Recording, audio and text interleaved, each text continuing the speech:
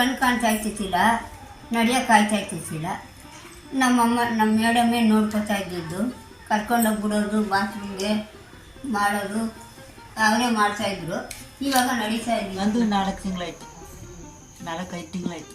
ಇವಾಗೆಲ್ಲ ಮನೆಯಲ್ಲಿ ನಡೀತಾ ಇಲ್ಲ. ಮಗ ಇದ್ದಾನೆ, ಅವ್ರ ಮನೆಗೆ ಸಂಸಾರ ನಡೆಸ್ಬೇಕು. ಅವ್ರು ಬೆಂಗಳೂರು ಬಂದು ನೋಡ್ಕೊಂಡು ಹೋಗ್ತಾನೆ.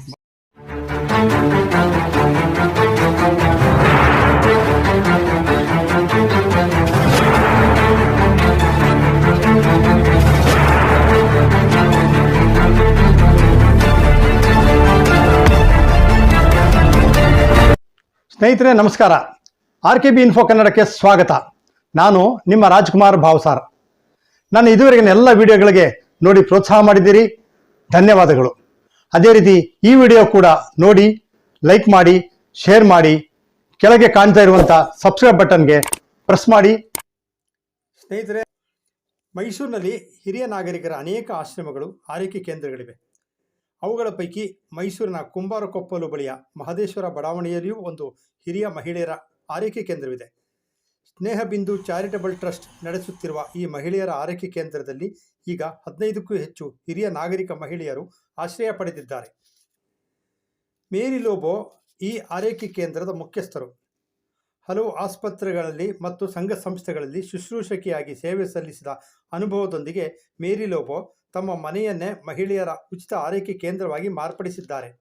ಕೈಲಾಗದವರು, ಅನಾರೋಗ್ಯ ಪೀಡಿತರು, ಕುಟುಂಬದಿಂದ ದೂರ ತಳ್ಳಲ್ಪಟ್ಟವರು ಹಾಗೂ ನಿರಾಶ್ರಿತರನ್ನ ಕರೆತಂದು ಅವರಿಗಿಲ್ಲಿ ಆಶ್ರಯ ನೀಡಿ ಆರೈಕೆ ಮಾಡುವ ಮೂಲಕ ಜನಪರ ಸೇವೆಯಲ್ಲಿ ತೊಡಗಿದ್ದಾರೆ.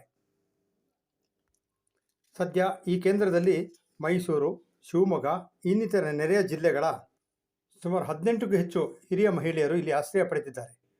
ಶುಚಿ ರುಚಿಯಾದ ಊಟ, ಉಪಹಾರದ ಜೊತೆಗೆ ಇಲ್ಲಿ ಅನೇಕ ಕ್ರೀಡಾ ಮತ್ತು ಮನರಂಜನಾ ಕಾರ್ಯಕ್ರಮಗಳ ಮೂಲಕ ಆಶ್ರಿತ ಮಹಿಳೆಯರು ತಮ್ಮ ನೋವುಗಳನ್ನು ಮರೆತು ಲವಲವಿಕೆಯಿಂದ ಕಾಲ ದುಡುತ್ತಿದ್ದಾರೆ. ತಾಳಲಾರೆ ಕಾಪಾಡೆಯ ಭಕ್ತಿವಂತೆ ಪೂಜೆಯಂತೆ ಒಂದು ಅರಿಯನ ಪಾಪವಂತೆ ಪುಣ್ಯವಂತೆ ನಾನು ಕಾಣನಯ್ಯ ಅರಣೇ ಶಿವಪ್ಪ ತಾಯೋ ತಂದೆ. ಭಾಗ್ಯದ ಲಕ್ಷ್ಮೀ ಬಾರಮ್ಮ ನಮ್ಮಮ್ಮ, ನೀ ಸೌಭಾಗ್ಯದ ಲಕ್ಷ್ಮೀ ಬಾರಮ್ಮ. ಹೆಜ್ಜೆಯ ಮೇಲೆ ಹೆಜ್ಜೆಯ ನಿಕ್ಕುತ್ತ ಗೆಜ್ಜೆಯ ಕಾಲಿನ ನಾದವ ತೋರುತ್ತ ಸಜ್ಜನ ಸಾಧು ಪೂಜೆಯ ವೇಳೆಗೆ ಮಜ್ಜಿಗೆ ಒಳಗಿನ ಬೆಣ್ಣೆ. ಮಹಿಳೆಯರ ವೈಯಕ್ತಿಕ ಸ್ವಚ್ಛತೆ ಜೊತೆಗೆ ಎಲ್ಲ ಧರ್ಮದವರಿಗೂ ಇಲ್ಲಿ ಅವಕಾಶವಿದೆ. ಪೂಜೆ ಭಜನೆ ನಡೆಸಲಾಗುತ್ತದೆ. ದೈಹಿಕ ಸಮಸ್ಯೆಗಳಿಗೆ ಅಗತ್ಯವಾದ ಕುಳಿತು ಮಾಡುವಂತಹ ಯೋಗ ಅಭ್ಯಾಸವೂ ಇದೆ. ಎಲ್ಲರಿಗೂ ಮೆಡಿಟೇಷನ್ ಕೂಡ ಇರುತ್ತದೆ ಎನ್ನುತ್ತಾರೆ ಮೇರಿ ಲೋಬೋ. ಈ ಒಂದು ಸಂಸ್ಥೆ ಶುರು ಮಾಡೋದಕ್ಕೂ ಮೊದಲು ನಾನು ಪ್ರೊಫೆಷನಲ್ ಆಗಿ ನರ್ಸ್ ಆಗಿ ಇದ್ದೆ. ತರಬೇತಿ ಪಡ್ಕೊಂಡು ಕೆಲವೊಂದು ವರ್ಷಗಳ ಕಾಲ ಆಸ್ಪತ್ರೆಯಲ್ಲಿ ಕೆಲಸ ಮಾಡಿದೆ. ಮತ್ತು ನಾನು ನಾನ್ ಗೌರ್ಮೆಂಟಲ್ ಆರ್ಗನೈಸೇಷನ್ಸ್ಗಳಲ್ಲೂ ಸಹ ಹಲವಾರು ವರ್ಷಗಳ ಕಾಲ ಆರೋಗ್ಯದ ಸಂಬಂಧಪಟ್ಟ ವಿಚಾರದಲ್ಲೇ ಕೆಲಸ ಮಾಡ್ತಾಯಿದ್ದೆ. ಜೊತೆಯಲ್ಲಿ ನನಗೆ ಆಸ್ಪತ್ರೆಯಲ್ಲಿ ಕೆಲಸ ಮಾಡುವಾಗಲೇ ರೋಗಿಗಳನ್ನು ನೋಡ್ತಾ ಇವ್ರಿಗೇನಾದರೂ ಒಂದು ಸೇವೆ ಮಾಡಬೇಕು ಅಂತ ಆವಾಗಲೂ ಮಾಡ್ತಾಯಿದ್ವಿ. ನಂತರನೂ ಎಲ್ಲೆಲ್ಲಿ ಸಮಯ ಸಿಗುತ್ತೆ ಅವಾಗೆಲ್ಲ ನಾನು ಆದಷ್ಟು ರೋಗಿಗಳ ಭೇಟಿಗೆ ಮನೆಗಳಿಗೆ ತೆರಳ್ತಾ ಇದ್ದೆ. ಮತ್ತು ಈಗ ಬಸ್ ಸ್ಟ್ಯಾಂಡಲ್ಲಿ, ರೋಡ್ ಸೈಡಲ್ಲಿ ಇರೋರಿಗೆಲ್ಲ ಕೆಲವೊಂದು ಆಶ್ರಮಗಳಿಗೆ ಸೇರಿಸ್ಕೊಳ್ತಾ ಇದ್ದೆ. ಹೋಗ್ತಾ ಕೆಲವರಿಗೆ ಆಶ್ರಮಗಳಲ್ಲಿ ಸ್ಥಳಾವಕಾಶ ಸಿಗದೇ ಇದ್ದಾಗ ಅವರನ್ನು ನನ್ನ ಮನೆಗೆ ಕರ್ಕೊಂಡು ಬರ್ತಾಯಿದ್ದೆ. ಕರ್ಕೊಂಡು ಬಂದಾಗ ಕೆಲವೊಂದು ಚಾಲೆಂಜಸ್ ಎದುರಾಗ್ತಿತ್ತು. ಆ ಒಂದು ವಿಚಾರದಲ್ಲಿ 2019 ಇಸ್ವಿನಲ್ಲಿ ಸ್ನೇಹಬಿಂದು ಚಾರಿಟಬಲ್ ಟ್ರಸ್ಟನ್ನು ನಾವು ರಿಜಿಸ್ಟರ್ ಮಾಡಿದ್ದೇವೆ. ಅಂದರೆ ನನ್ನ ಜೊತೆಗೆ ಸಮಾನ ಮನಸ್ಕರು ಇನ್ನೂ 4 ಜನ ಇದ್ದಾರೆ. ಈ ಒಂದು ನಿಟ್ಟಿನಲ್ಲಿ ನಾವು ಒಂದು ಆರೈಕೆ ಕೇಂದ್ರವನ್ನು ಸುಮಾರು 10ರಿಂದ 15 ಬೆಡ್ಗಳಾಗ್ತಕ್ಕಂಥ ಒಂದು ಆರೈಕೆ ಕೇಂದ್ರವನ್ನು ಶುರು ಮಾಡಿದ್ದೀವಿ. ಈ ಆಶ್ರಮದಲ್ಲಿ ಇದುವರೆಗೆ 250ಕ್ಕೂ ಹೆಚ್ಚು ನಿರಾಶ್ರಿತ ಹಾಗೂ ಅನಾರೋಗ್ಯ ಪೀಡಿತ ಹಿರಿಯ ಮಹಿಳೆಯರಿಗೆ ಆಶ್ರಯ ನೀಡಿ ಅವರಲ್ಲಿ ಬಹುಪಾಲು ಮಹಿಳೆಯರು ದೈಹಿಕ ಹಾಗೂ ಮಾನಸಿಕ ರೋಗದಿಂದ ಮುಕ್ತರಾಗಿ ತಮ್ಮ ಮನೆಗಳಿಗೆ ಮರಳುವಂತೆ ಮಾಡುವಲ್ಲಿ ಮೇರಿ ಲೋಬೋ ಯಶಸ್ವಿಯಾಗಿದ್ದಾರೆ. ಮೀನಾಕ್ಷಮ್ಮನವರೇ, ಇಲ್ಲಿಗೆ ಯಾವ ಬಂದ್ರಿ? ನಾವೊಂದು 3 ವರ್ಷ ಆಯ್ತಲ್ಲ. ಇಲ್ಲಿಗೆ ಯಾರು ಸೇರಿಸಿದ್ದು ನಿಮಗೆ? ನನ್ನ ಮಕ್ಕಳ ಮಗಳು ಸೇರಿಸಿದ್ದು. ನಮ್ಮ ಮಮ್ಮಿನೇ ನೋಡಿದ್ದು ಆಸ್ಪತ್ರೆಗೆ ಕರ್ಕೊಂಡೋಗಿ ಹಾಂ ಆಪ್ರೇಷನ್ ಮಾಡಿದ್ರು. ಕರ್ಕೊಂಬಂದ್ಬಿಟ್ಟು ಅವರೇ ನೋಡಿದ್ದು. ಇಲ್ಲಿ ನಿಮಗೆ ಬಂದಾಗ ಕಣ್ಣು ಕಾಣ್ತಿರ್ಲಿಲ್ವಾ ಸರಿಯಾಗಿ? ಇಲ್ಲ. ಕಾಲು ನಡೆಯೋಕ್ಕಾಗ್ತಿರ್ಲಿಲ್ವಾ? ಇಲ್ಲಿ ಸೇರಿದ ಮೇಲೆ ಸೇರಿದ ಮೇಲೆ ಚೆನ್ನಾಗಿ ನೋಡಿ. ಕಣ್ಣು ಕಾಣ್ತಾ ಇದೆ, ಕಾಲು ನಡೆಯೋಕ್ಕಾಗ್ತಾ ಇದೆ. ಹೌದು ನೀವು ಬಂದಾಗ ಇಲ್ಲಿ ಬಾತ್ರೂಮ್ಗೆ ಹೋಗೋಕ್ಕಾಗ್ತಿರ್ಲಿಲ್ವಂತಲ್ಲ ನೀವು? ಹೌದು. ಈಗ ಇವಾಗ ಹೋಗ್ತೀವಿ ಬಚ್ಚಿ ನೀವು ಹೋಯ್ತೀರಿ, ಒಬ್ಬೊಬ್ಬರೇ ಓಡಾಡ್ತೀರಿ ಈಗ, ಯಾರು ಸಪೋರ್ಟು ಇಲ್ಲದೆ. ನಾನು ನಮ್ಮ ಅತ್ತೆ ಇಬ್ಬರೇ ಇದ್ದಿದ್ದು. ನಿಮ್ಮ ಹೆಸರು? ರಾಜಿ. ಯಾವ ಊರು? ಮೈಸೂರು. ಮೈಸೂರು. ಇಲ್ಲಿ ಯಾಕೆ ಬಂದ್ರಿ? ನಾನು ನಮ್ಮ ಅತ್ತೆ ಇಬ್ಬರೇ ಇದ್ದಿದ್ದು. ನಮ್ಮ ಮಕ್ಕಳೆಲ್ಲ ಬೆಂಗಳೂರಿನಲ್ಲಿ ಇದ್ದರು.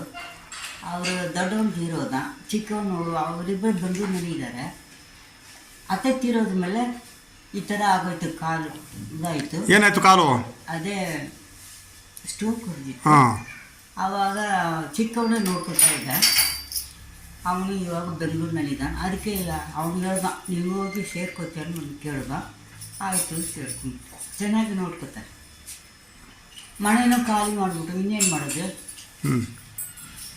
ಅದಕ್ಕೆ ಆಮೇಲೆ ಮಗ ಕರ್ಕೊಂಡು ಹೋಗ್ತಾನೆ, ಮಗ ನೋಡ್ಕೊತಾನೆ. ಚೆನ್ನಾಗಿ ಆದ್ಮೇಲೆ ಕರ್ಕೊಂಡು ಹೊಂಟಿರ್ತೀನಿ. ಈಗ ಕರ್ಕೊಂಡು ಹೋಯ್ತಾನ? ಕರ್ಕೊಂಡು ಹೋದ್ರೆ ಹೋಗ್ತೀರಾ?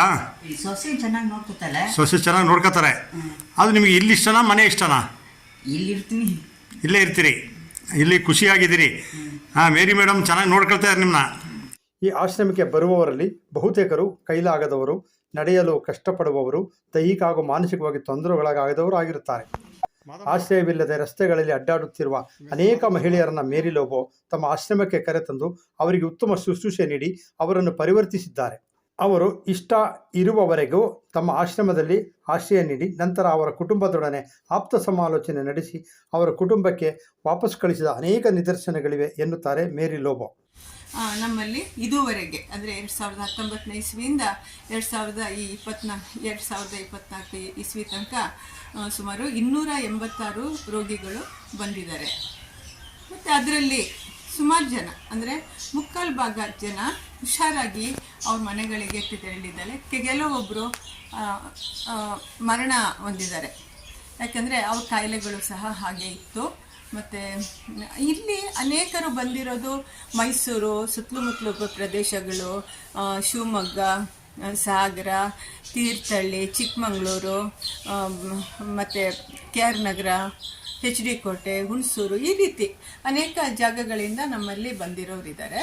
ಇನ್ನೂ ನಮ್ಮಲ್ಲಿ ಸ್ಥಳಾವಕಾಶ ಇದೆ. ನಾವು ಉಚಿತವಾಗಿ ಈ ಒಂದು ಚಿಕಿತ್ಸೆ ಈ ಒಂದು ಕೆಲಸ ಆಶ್ರಮದಲ್ಲಿ ಆರೈಕೆ ಮಾಡ್ತಾ ಇರೋದ್ರಿಂದ ನಮ್ಮಲ್ಲಿ ಅನೇಕ ಮಹಿಳೆಯರು ಬರ್ತಾ ಇದ್ದಾರೆ. ಮತ್ತು ಇನ್ನೂ ಅನೇಕರಿಗೆ ಇಲ್ಲಿ ಸ್ಥಳಾವಕಾಶದ ಅವಕಾಶ ಇಲ್ಲಿದೆ. ಫಿಸಿಯೋಥೆರಪಿ ಕೊಡ್ತೀವಿ, ಅವರಿಗೆ ಕೌನ್ಸಿಲಿಂಗ್ ಮಾಡ್ತೀವಿ.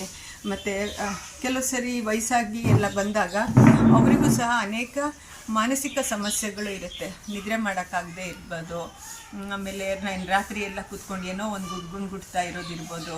ಇದನ್ನೆಲ್ಲ ನಾವು ನೋಟಿಸ್ ಮಾಡಿದಾಗ ಅವ್ರ ಜೊತೆ ಕೂತ್ಕೊಂಡು ನಾವು ಮಾತಾಡೋದಲ್ಲದೆ ಆಗಾಗ ವೈದ್ಯರು ಸಹ ಇಲ್ಲಿ ಬಂದು ಭೇಟಿ ಮಾಡಿ ಅವರಿಗೆ ಏನು ಒಂದು ಚಿಕಿತ್ಸೆ ಕೊಡಬೇಕು, ಮಾತ್ರೆಗಳು ಕೊಡಬೇಕು, ಇಂಜೆಕ್ಷನ್ಸ್ ಕೊಡಬೇಕು, ಬೇರೆ ಟೆಸ್ಟ್ಗಳೇನಾದರೂ ಆಗೋ ವಿಚಾರದಲ್ಲಿ ತಿಳಿಸ್ಕೊಡ್ತಾರೆ. ನಾವು ಅದನ್ನು ಮಾಡ್ಕೊಂಡು ಬರ್ತಾ ಇರ್ತೀವಿ.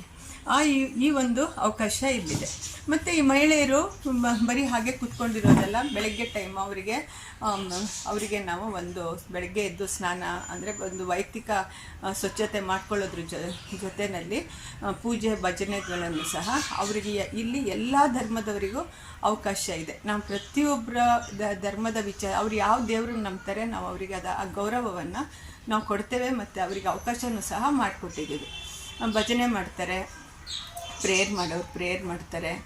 ಯೋಗ ಅಂದರೆ ಅವರಿಗೆ ದೈಹಿಕವಾಗಿ ಹಲವರಿಗೆ ಕೆಲವೊಂದು ಸಮಸ್ಯೆ ಇರೋದರಿಂದ ಅವರು ಜಸ್ಟ್ ಕೂತ್ಕೊಂಡು ಏನು ಯೋಗ ಸ್ವಲ್ಪ ಕೆಲವೊಂದು ಮಾಡ್ಬೋದು, ಅದು ಮಾಡಿಸ್ತೀವಿ. ಆದರೆ ಮೆಡಿಟೇಷನ್ ಮಾತ್ರ ಎಲ್ಲರಿಗೂ ಹಾಗೆ ಆಗುತ್ತೆ. ಅದ ನಂತರ ಅವರು ಕಾಫಿ ತಿಂಡಿ ಎಲ್ಲ ಮುಗಿದ ಮೇಲೆ ಅವ್ರು ಪೇಪರ್ ಕವರ್ಸ್ಗಳನ್ನು ಮಾಡ್ತಾರೆ. ನಾವು ದಾನಿಗಳಿಂದ ಪೇಪರ್ಗೆ, ಯಾಕಂದರೆ ನಮ್ಮ ಆಶ್ರಮ ನಡಿಬೇಕು ಅಂದರೆ ನಮಗೆ ಯಾವುದೇ ಆದಾಯ ಇಲ್ಲ. ಈ ಆದಾಯಗಳನ್ನು ನಾವೇ ಸಂಪಾದನೆ ಮಾಡ್ಕೋಬೇಕು. ಹಾಗಾಗಿ ಅವರುಗಳು ಪೇಪರ್ ಕವರ್ಸ್ ಎಲ್ಲ ಮಾಡಿ ಅದರಲ್ಲಿ ಬರ್ತಕ್ಕಂಥ ಆದಾಯದಲ್ಲಿ ನಾವು ಕೆಲವೊಂದು ದಿನಸಿಗಳನ್ನೆಲ್ಲ ತಗೊಳ್ತೀವಿ. ಮತ್ತು ಸ್ಥಳೀಯರಿಂದನೂ ಸಹ ನಾವು ಕೇಳಿದಾಗ ನಮಗೆ ಕೆಲವೊಂದು ಸಹಾಯ ಸಿಗ್ತಾ ಇದೆ. ಅದನ್ನು ಸಹ ನಾವು ಅದನ್ನು ದಿನನಿತ್ಯದ ಬಳಕೆಗೆ ಬಳಸ್ಕೊಳ್ತಾ ಇದ್ದೀವಿ. ಮತ್ತು ಇದ್ರ ಜೊತೆಯಲ್ಲಿ ನಾವು ಎಲ್ಲ ರೋಗಿಗಳನ್ನು ಇಲ್ಲೇ ನೋಡ್ಕೊಳ್ಳೋಕ್ಕಾಗಲ್ಲ. ಮೈಸೂರಲ್ಲಿ ಸುಮಾರು 2000ದಿಂದ 2500 ಜನ ಹಾಸಿಗೆ ಇಡ್ತಿರ್ತಕ್ಕಂಥ ರೋಗಿಗಳಿದ್ದಾರೆ.